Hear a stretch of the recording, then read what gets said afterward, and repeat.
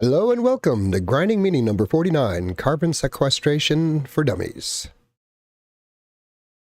Not quite in the normal theme that I would use, but there is a tangent here that I will get into later. I should probably not bury the lead. I'll just say that I'm going to lay out something very simple as a way to pull, the easy way to pull tons and thousands, hundreds of thousands of tons of carbon out of the air very easily, in fact. I'll get into why it's so easy, how to get it done, and the kind of state of why this is such an important thing. But I suppose I should let it drop. Let me check my stream here real quick. Okay, yeah, that's me. The super simple short, grow a bunch of trees, dig a really deep hole, throw the trees in the hole, cover up the hole. Now, it seems so obvious. And usually when you think you figured something out that other people haven't, it's probably because you've made a mistake somewhere. And I have this inkling that there's some important factor here that I've missed, but I haven't been able to figure out what it is, so I'm just going to go right ahead.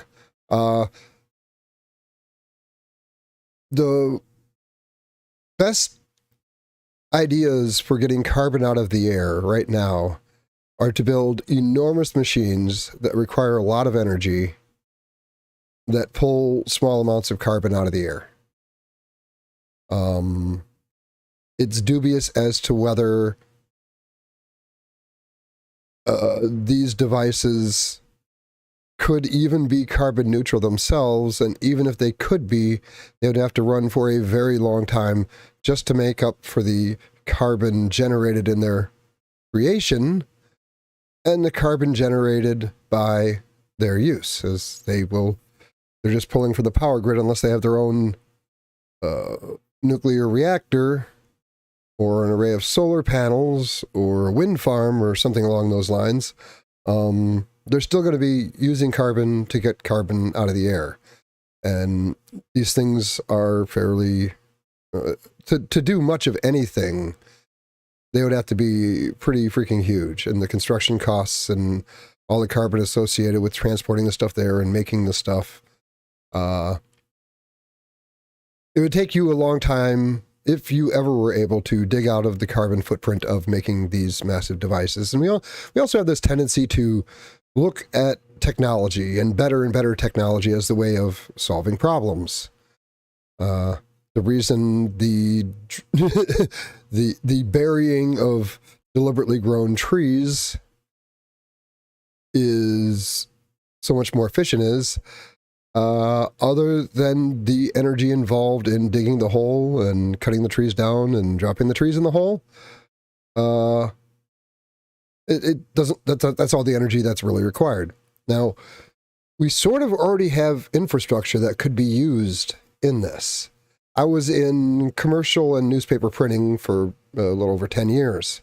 The one thing that always irritated me when people are like, save a tree, man, don't use paper unless you have to.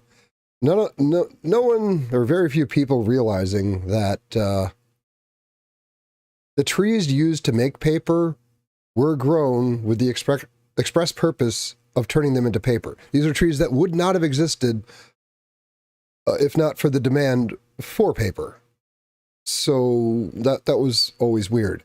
And as the paper use has declined, many tree farms and manufacturing systems around that have, they've gone under. There's no demand, or there's significantly less demand, so the amount being produced has dropped, obviously shutting many operations down.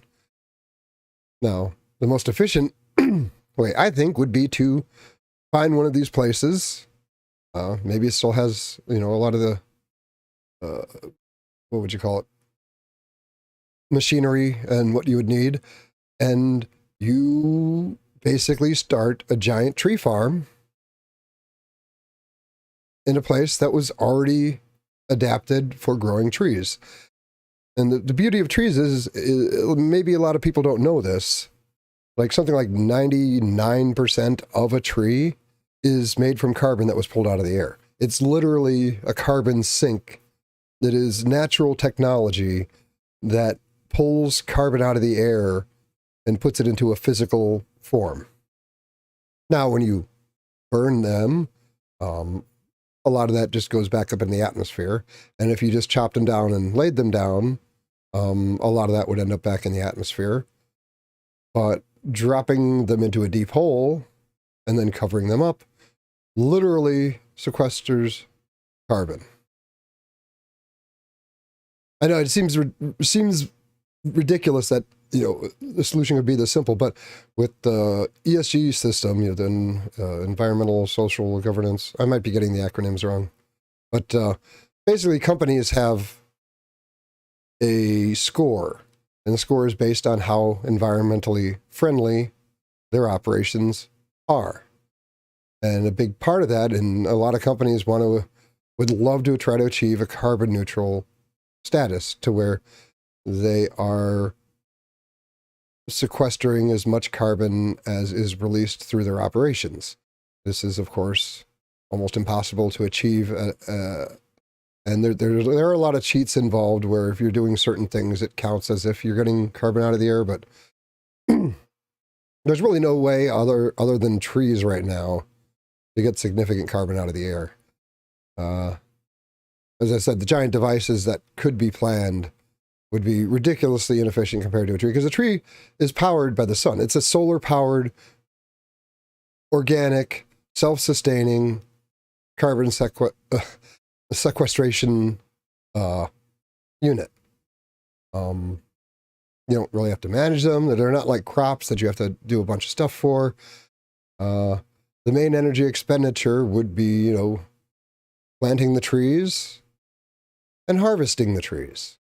And if you had, let's say, a nuclear facility as part of your operations, which isn't that strange. I mean, from what I understand, Disney World, they have their own nuclear plants where they get most or all of their energy from.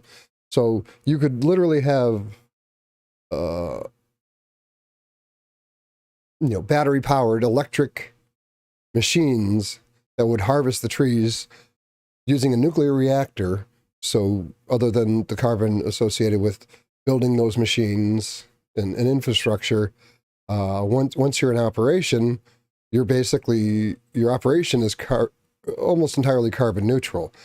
And the operation, I mean, one tree, depending on what trees you're growing, you know, a tree could easily be, you know, a ton, possibly several tons. Depends on what type of tree, you know, the growing conditions in the area, how long you let them grow. But you just start the tree farms up again. And instead of sending them off to be milled into, you know, wood for construction, or sent off to, you know, a pulping facility.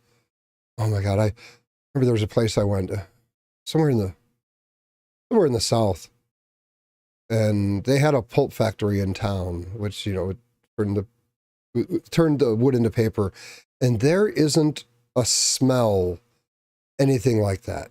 I've yet to experience anything that smells anything like that. It's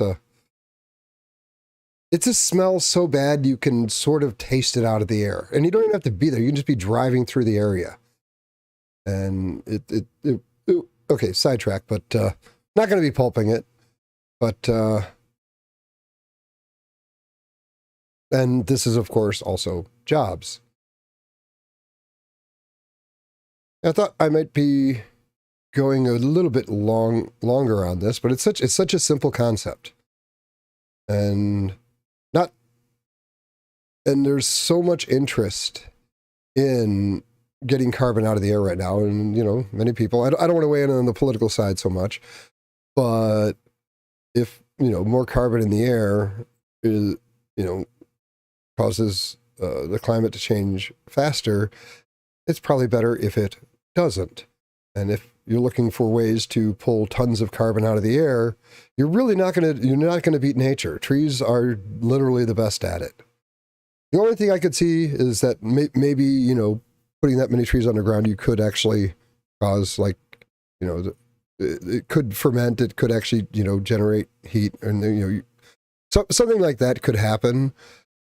And also, you know, a lot of landfills will recapture the decomposition gases, typically methane, I think, and use the gases, you know, have a venting system to capture the flammable gases that come out and then turn that into energy. Which is a, you know, could be part of the cogeneration for the energy for the operation itself. And you could, you know, put, you know, big hole, and then just have different areas where you're growing trees, and you just like cycle through them. I mean, hundreds of thousands of tons. And I know one operation, you're moving, I don't know, once it gets rolling, you know, tens or even 100,000 tons of carbon out of the atmosphere isn't that much. But if you can get these around, and I would imagine that corporations would be very interested in investing in something like this, like even just you know, just building their own operations so they themselves can achieve a not only carbon neutral, but you know, even easily achieve a carbon negative status, which I imagine would be quite appealing. Oh, by the way, the background I'm using, I do a lot of abstract animations, and a lot of times the sequence I generate will be like, you know, 10, 20 minutes long, and I won't use all of it in a video. And this was actually like a 10-minute sequence, but I slowed it down to 1/4 speed, and I'm just using it as background right now. If you like what you see, I have tons of these on my channel. I think it's beautiful. Sometimes people agree. So yes, tree farms, carbon in the ground, save the planet. That's the deal. I guess I'm just going to make this a really short stream. I didn't have a video ready, so I had to do something. As I do Thursdays and Saturdays. I will post something or do a stream. The stream is kind of like the last resort if the thing I'm working on wasn't quite ready today. So I'll just talk about this for a little bit. And it does seem really obvious. I invite all criticisms. And like I said, I think it feels like this is so obvious that I must be missing something, because it's such a simple way to get so much carbon out of the air. But that's really all I got. Short stream today. This has been grinding meeting number 49, carbon sequestration for dummies. You all have a great day.